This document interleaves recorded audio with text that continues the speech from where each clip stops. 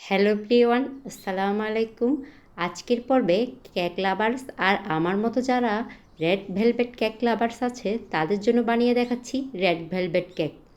আর এই red velvet cake অন্য কেকের চেয়ে ভিন্ন বা স্পেশাল কেন হয় জানেন? এর ক্রিম চিজ ফ্রস্টিংয়ের জন্য।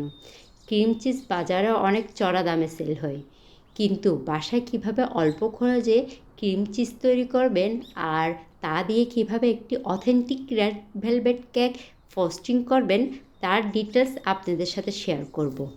যারা পেস্ট্রি শপের মতো পারফেক্ট একটি রেড ভেলভেট কেক বানাতে চান অথবা কম খরচে কেক বানিয়ে সেল করতে চান, তারা অবশ্যই ভিডিওটি প্রথম থেকে শেষ পর্যন্ত দেখবেন।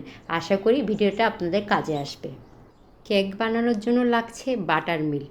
এখানে 4 টেবিল চামচ হালকা গরম দুধের সাথে 1 টেবিল চামচ ভিনিগার মিশিয়ে 5 মিনিটের জন্য রেখে দিলেই বাটার মিল্ক তৈরি হয়ে যাবে।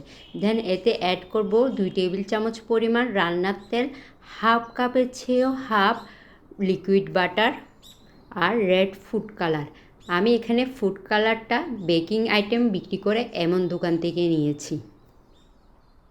এখন সব কিছু একটা চামচ দিয়ে নেড়েচেড়ে মিশিয়ে এক পাশ করে রেখে দিব। এখন আমি ড্রাই ইনগ্রিডিয়েন্টসগুলো মেপে নিব। এর জন্য আমি প্রথমে আধা কাপ ময়দা নিয়েছি, এর সাথে দিব 1 টেবিল চামচ পরিমাণ কোকো পাউডার। আমি এখানে মালয়েশিয়ান যে কোকো পাউডারটা পাওয়া যায় ওইটা নিয়েছি। বেকিংয়ের দোকানে এই কোকো পাউডারটা 100 গ্রাম করে এই ধরনের প্যাকেট করে বিক্রি করে। সাথে নিলাম 1 চামচ পরিমাণ বেকিং পাউডার আর আধা চামচ পরিমাণ বেকিং সোডা, 2 টেবিল চামচ পরিমাণ কর্নফ্লাওয়ার আর সামান্য লবণ।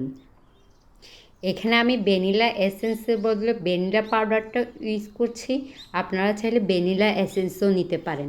এখন সব ড্রাই ইনগ্রিডিয়েন্টসগুলো একসাথে মিশিয়ে এক পাশ করে রেখে দিব। এখন একটা বড় বাটিতে 4টা ডিমের সাদা অংশ আলাদা করে নিয়ে বিটারের সাহায্যে বিট করব যতক্ষণ পর্যন্ত না ফোম হয়ে যায়। দেন অল্প অল্প করে সুগার মিশাবো। এখানে আমি আধা কাপ পরিমাণ চিনি নিয়েছি। চিনি 2-3 বার করে অ্যাড করব। চিনি এর চেয়ে বেশি দিলে খেতে কিন্তু ভালো লাগবে না। যে কেকগুলো ক্রিম দিয়ে খাবেন তাতে মিষ্টিটা হালকা হলে ভালো লাগে। চিনি দেওয়ার পর চিনি গলে যাওয়া পর্যন্ত বিট করতে হবে। এতে অ্যাড করব ডিমের কুসুমগুলো। দেন অ্যাটলিস্ট 2 মিনিটের জন্য বিট করব।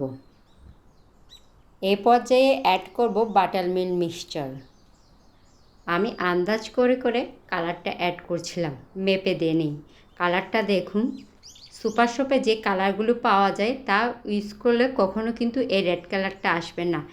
এই যে কেকের দোকানে যে কালারগুলো পাওয়া যায় সেটা ইউজ করবেন। দেখবেন দোকানের যে রেড ভেলভেট কেক পাওয়া যায় সেটার কালারটা নর্মালি বাসায় আমরা যে কেক বানাই তার মতো হয় না। তাই আপনাদের সাথে ডিটেলস শেয়ার করলাম। ডিমের ফোমের সাথে কালার ভালোভাবে মিশে গেলে দেন এতে অ্যাড করব ড্রাই ইনগ্রিডিয়েন্টসগুলো। একটা ছাঁকনির সাহায্যে এভাবে অল্প অল্প ছেঁকে ড্রাই ইনগ্রিডিয়েন্টসগুলো একটা স্প্যাচুলা দিয়ে অল্প অল্প করে হালকা হাতে নেড়েচেড়ে মিশাবো।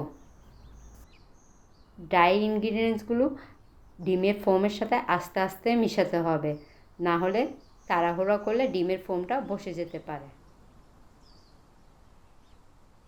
দেন একটা মোল্ডে বেকিং পেপার বিছিয়ে এতে কেকের ব্যাটারটা একটু উপর থেকে ঢেলে দিব।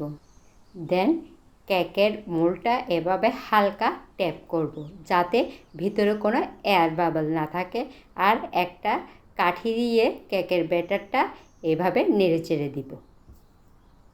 এখন কেকটা আমি 180 ডিগ্রিতে 30 মিনিটের জন্য ওভেনে বেক করতে দিয়ে দিব।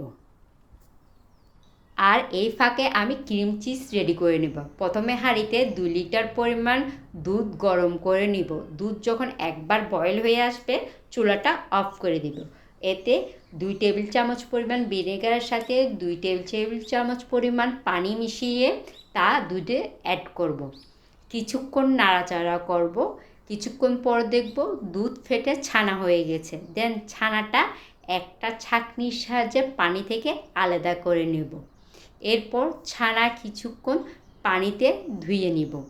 ছানা যখন ঠান্ডা হয়ে আসবে তখন একটা ব্লেন্ডার জারে নিয়ে সাথে 1 চিমটি পরিমাণ লবণ অ্যাড করে একদম মিহি পেস্ট তৈরি করে নিব। এই তো বাজারের হাই প্রাইসের ক্রিম চিজ রেডি। এটা একটা কন্টেনার করে ঠান্ডা হওয়ার জন্য ফ্রিজে কমপক্ষে 4-5 ঘন্টার জন্য রেখে দিব। দেন এটা দিয়ে ক্রিম তৈরি করব।